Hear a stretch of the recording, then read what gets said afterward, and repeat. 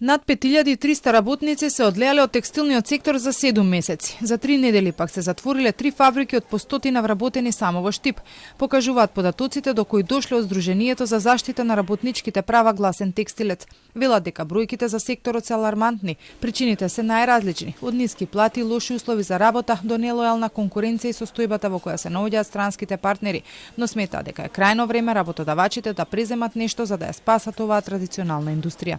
87% од тие се жени, а 44% од тие се жени над 50 години кои што цел живот имаат работено во овој сектор, цел работен век да не речем, и кои што се сега тешко вработливи на пазарот на труд. Дајте да видиме што можеме да направиме ние како држава.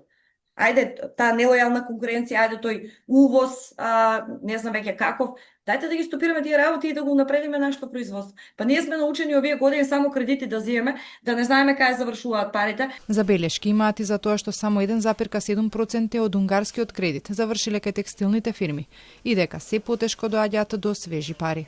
Една од фирмите која што интервјуира таму, тој е еден од работодавачите, вели дека имал заложено имото 450.000 евра, барал 80.000 евра да ги спаси 40 вработени што се кај него, иако се фирма која што работат нивно производство, нивен бренд, ХТЗ опрема, не му биле дозволени. Кој прави контрола на сето тоа?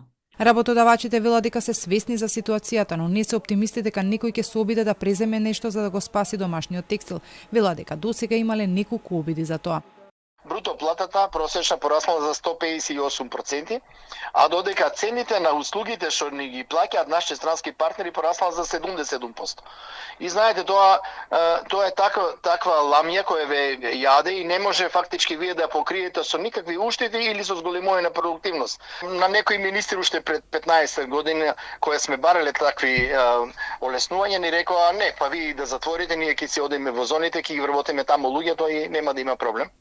Така да ниедна влада досега не покажала интерес да се заштити овој сектор. Според бројките на Гласен текстилец, текстилната индустрија учествува со над 10% во вкупното индустријско производство. Оваа гранка некогаш важеше за сериозен мотор на домашната економија.